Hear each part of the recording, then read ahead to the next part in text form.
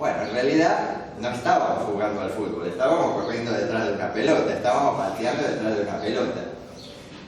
Lo primero que hay que hacer para jugar al fútbol es delimitar los límites del campo de juego. El fútbol tiene un reglamento también. Hay que respetar el reglamento. No vale todo. Ahora que fue el mundial de rugby, no se lo puede agarrar de una pierna y hacer caer al rival, ¿no? Como en el rugby. No se puede tocar la pelota con la mano en el medio de la cancha. Hay que respetar el reglamento, ¿sí? Los límites del campo de juego, seguir el reglamento.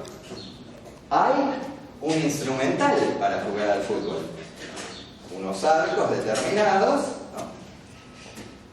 Una red, una pelota de fútbol. No se puede jugar al fútbol con una pelota de rugby o con una pelota de lo que sea, de voleibol, ¿no? A parar a la tribuna cada rato. Entonces hay un determinado instrumental que se necesita para jugar al fútbol. Hay determinadas normas, determinada ética. Bueno, todo eso conforma la práctica de ese deporte. De la misma manera, ¿no? Cuando la comunidad científica se dedica a una disciplina, esa disciplina tiene determinadas leyes, tiene determinadas normas metodológicas, tiene supuestos auxiliares, tiene principios éticos, ante todo principios metodológicos. Acá está, normas metodológicas, principios éticos, tiene principios filosóficos,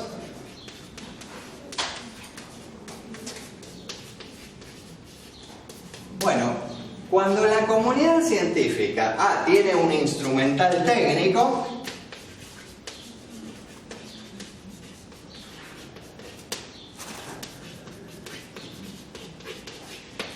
cuando la comunidad científica se pone de acuerdo,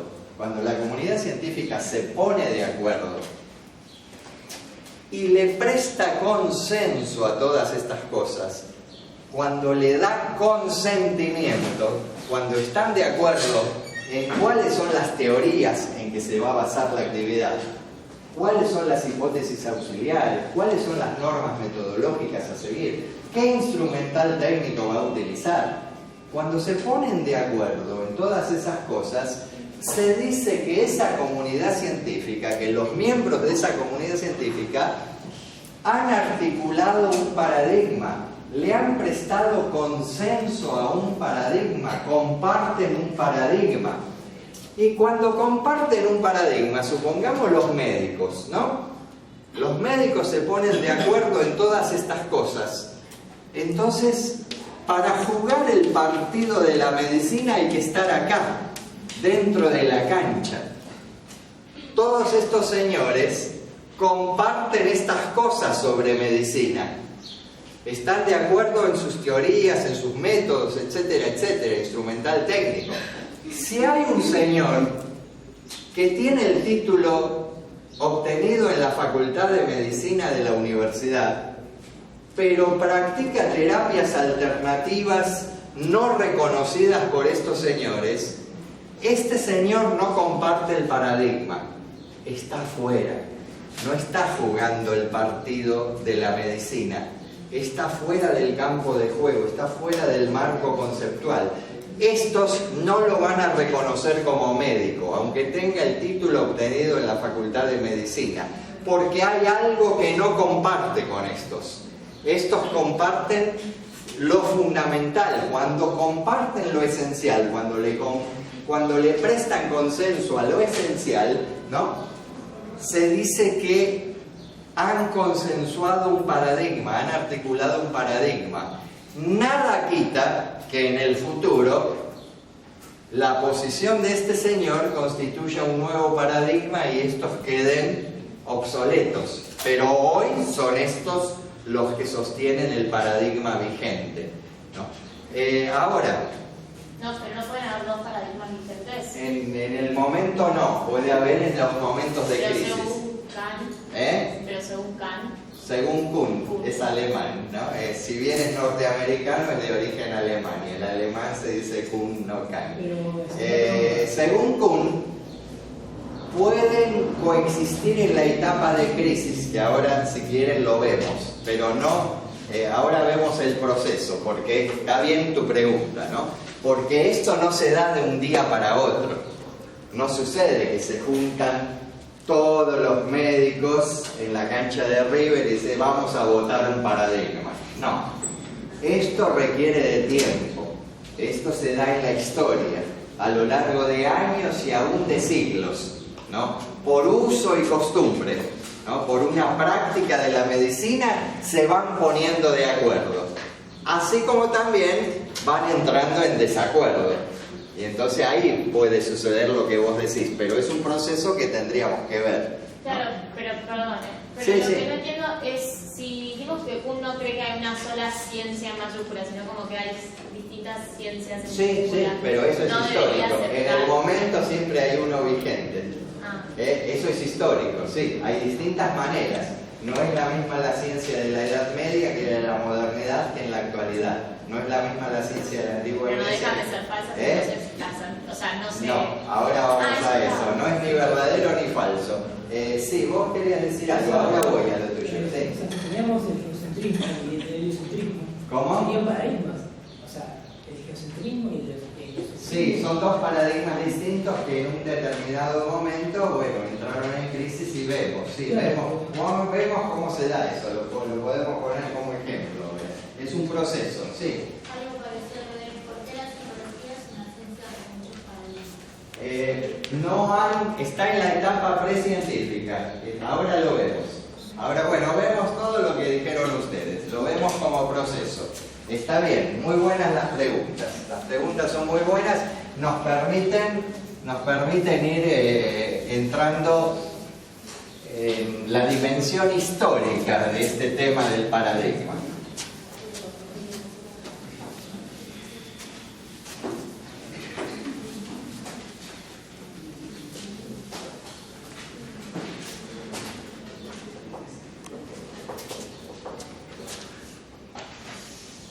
Bueno, vamos a hacer una línea de tiempo. Si bien el proceso no es puramente lineal, ¿no? Pero vamos a hacer una línea de tiempo.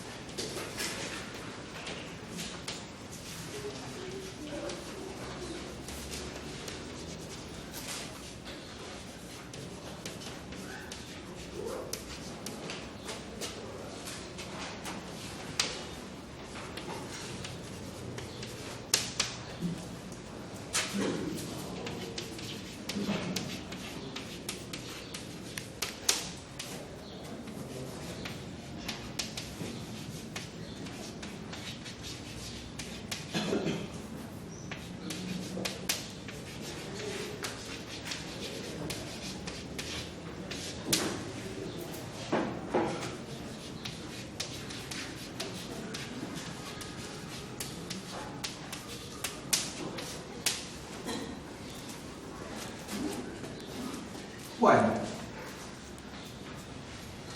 Kuhn dice que hay un momento precientífico, una etapa que atravesaron todas las disciplinas antes de constituirse en ciencia.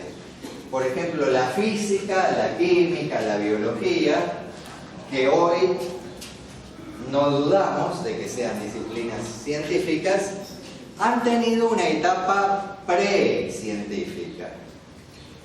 En la antigua Grecia, ¿no?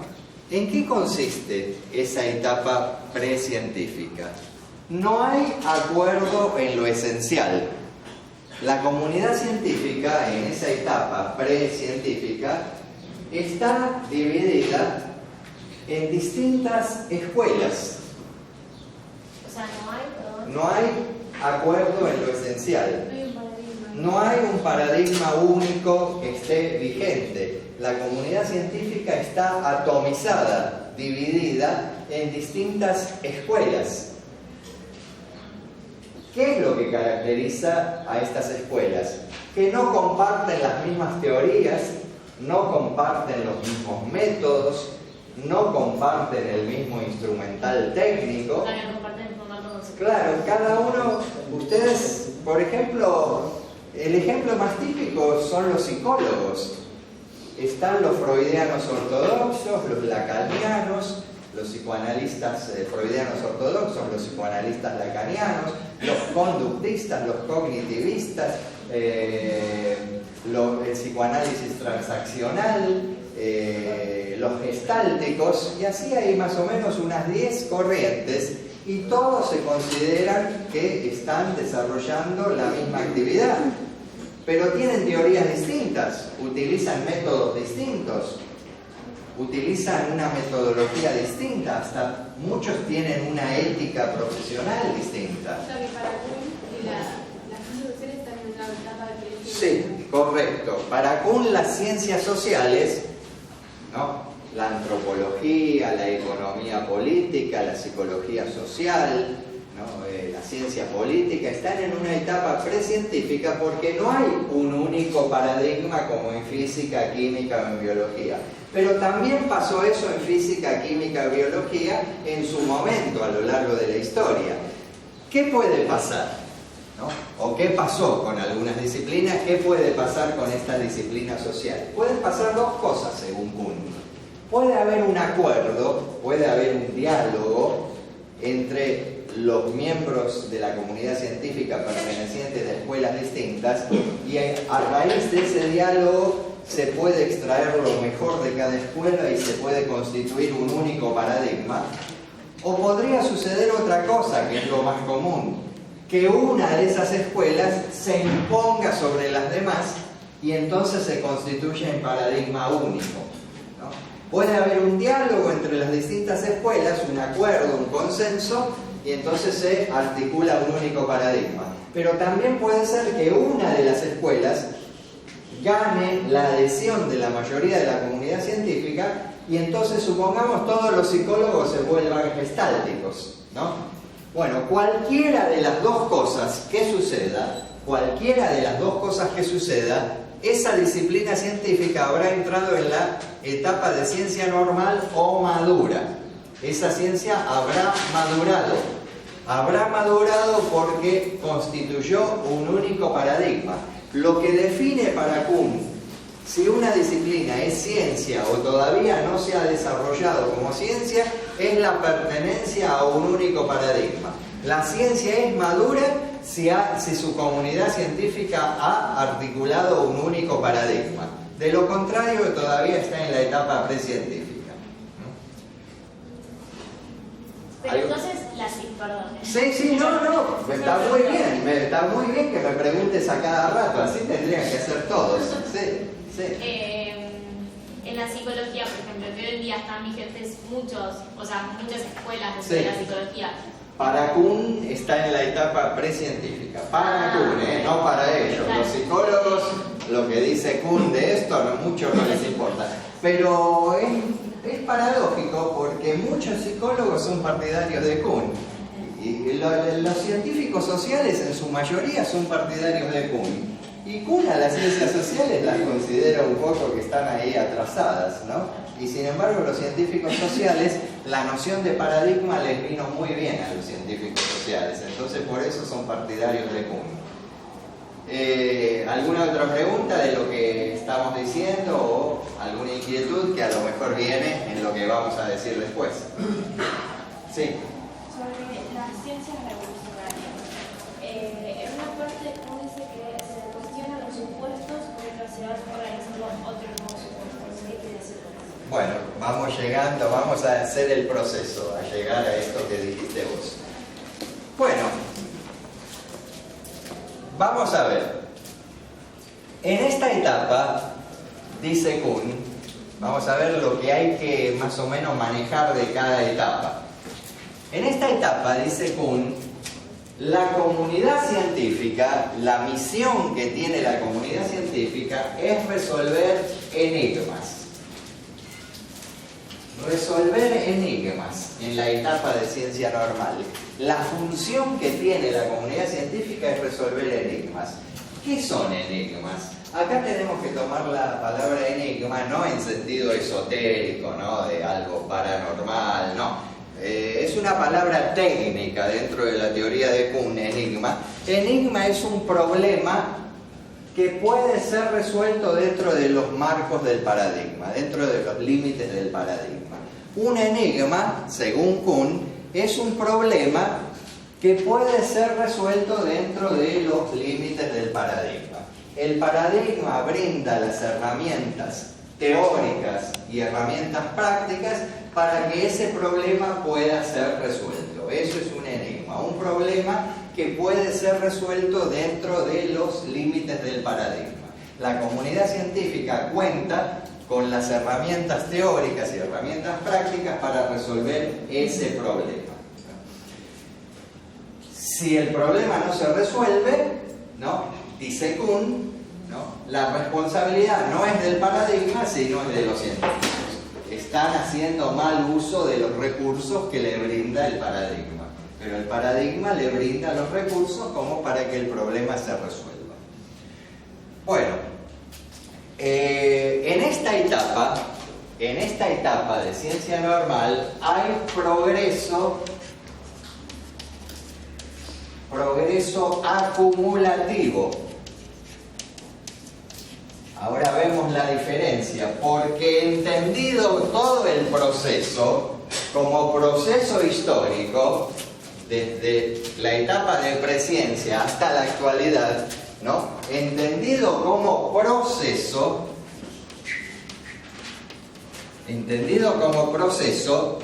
este progreso es discontinuo y no acumulativo.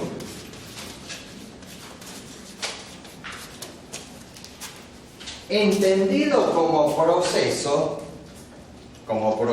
histórico, ¿no?, proceso en el tiempo, el progreso de una disciplina científica, según Kuhn, es discontinuo y no acumulativo. Antes de seguir con esta etapa de ciencia normal donde estábamos, vamos a ver esto. ¿Por qué discontinuo? Porque hay etapas bien diferenciadas. La ciencia no avanza siempre del mismo modo, según Kuhn. Es un proceso discontinuo. Hay etapas bien diferenciadas: presciencia, ciencia normal, crisis, revolución, nueva ciencia normal, nueva crisis, etcétera, etcétera. Por eso es discontinuo, no es un proceso continuo, siempre del mismo tipo, no. Hay etapas bien diferenciadas.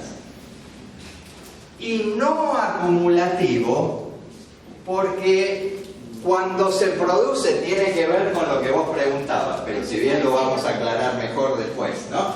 Vamos a anticipar algo de lo que decías vos. Es no acumulativo porque cuando se produce una revolución científica es un cambio de paradigma.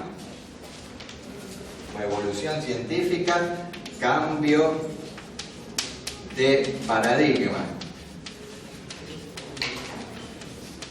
Cuando se produce una revolución científica, o sea, cuando se produce un cambio de paradigma, los conocimientos fundamentales del viejo paradigma no pasan al nuevo, sino que el nuevo paradigma construye un nuevo conocimiento. Es como si se dinamitara un edificio. Es como si un edificio se estuviera construyendo y luego la empresa constructora, vamos a ver, entra en crisis. El edificio queda abandonado, se vuelve inhabitable y ya no se lo puede salvar. Si se quiere construir un nuevo edificio en ese lugar, hay que dinamitarlo y construir un nuevo edificio. El nuevo edificio va a tener cimientos propios.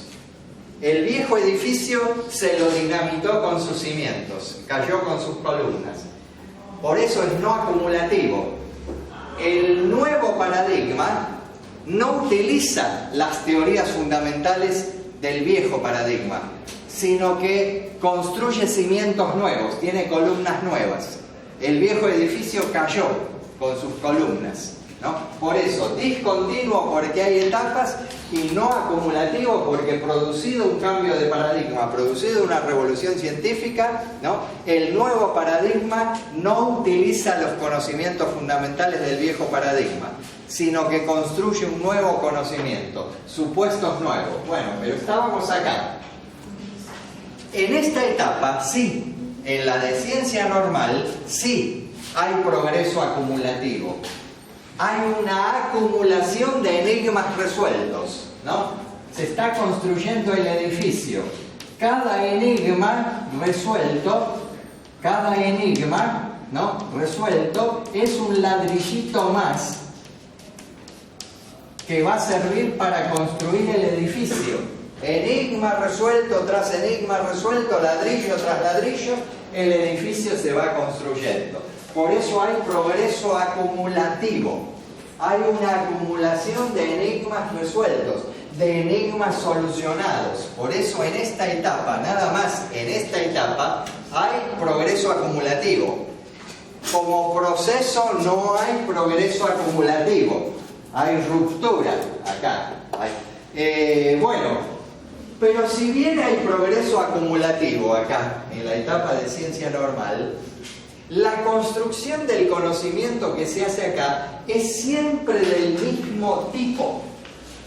No hay novedades. Podríamos decir, usando un lenguaje actual, el paradigma le fija la agenda a los científicos. Los científicos no investigan lo que quieren, sino lo que el paradigma les pide. Ningún científico puede investigar algo ajeno al paradigma. El paradigma responde a un momento histórico. El paradigma responde a ese momento histórico en el que se juegan intereses políticos, económicos, militares. Entonces hay una demanda de la sociedad. Hay que investigar estas cosas. Porque la economía, porque una guerra, porque el devenir político de una nación requiere que se investigue esto. Entonces la agenda de la investigación la fija el paradigma. Entonces los científicos acumulan conocimiento, hay conocimiento acumulado, pero siempre del mismo tipo. No hay novedades revolucionarias, no se investigan cosas nuevas, se investiga lo que el paradigma pide.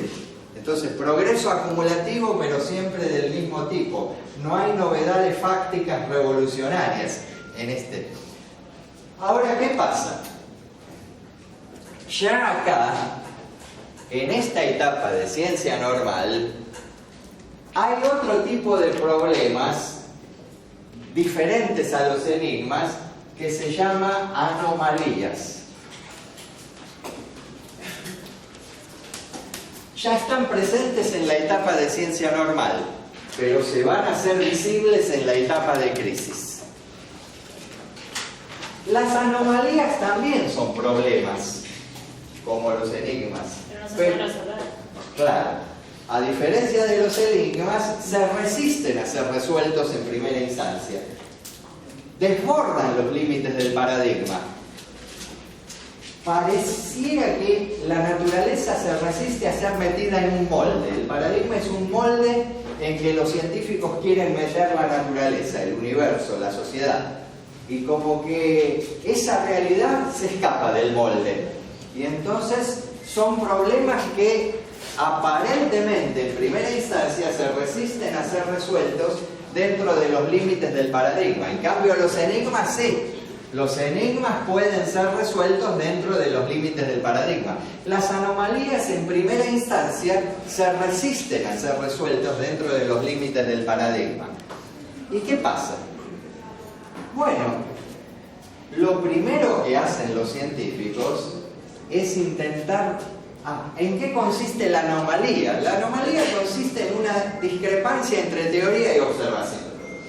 Las teorías dicen esto y la observación, lo que se ve, dice esto.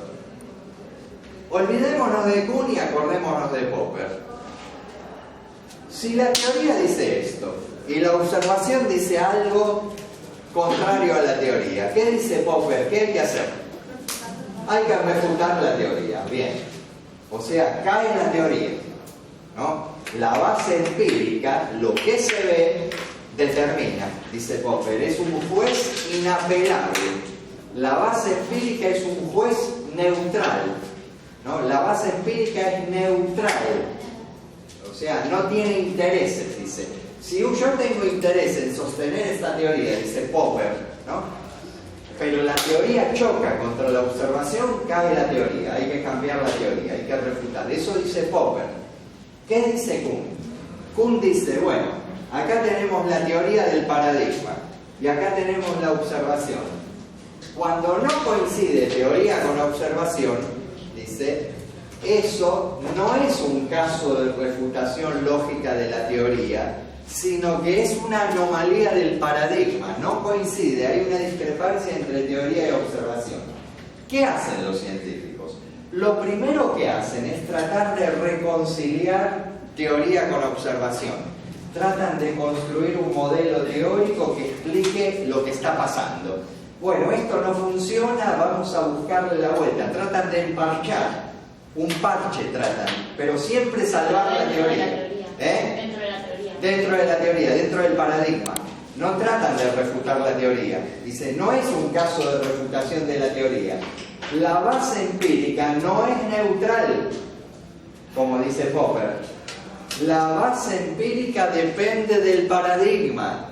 La base empírica muestra lo que se ve y lo que se ve depende del paradigma. Los científicos no ven la realidad tal cual es, la ven desde el paradigma. El paradigma muestra pero también oculta. El paradigma muestra las cosas desde sus intereses. Los científicos no pueden ver la realidad tal cual es. Esa observación no es neutral. Esa ciencia no es neutral, se está viendo la realidad desde el paradigma. El paradigma muestra, pero oculta.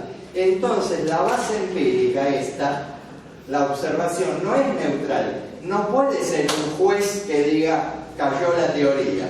No, esta base empírica siempre va a estar en función de la teoría, siempre va a querer salvar la teoría. Los científicos lo primero que hacen es tratar de emparchar, reconciliar teoría con observación. Si lo logran, el paradigma sigue gozando de buena salud. La ciencia normal sigue gozando de buena salud. La ciencia normal o madura es la etapa en la que está vigente un único paradigma, ¿no? Vigencia de un único paradigma. Si las anomalías son solucionadas con los recursos del paradigma, todo sigue bien. Pero ¿qué puede pasar? El paradigma puede entrar en crisis si las anomalías son numerosas y reiteradas. Una sola anomalía no puede generar la crisis del paradigma.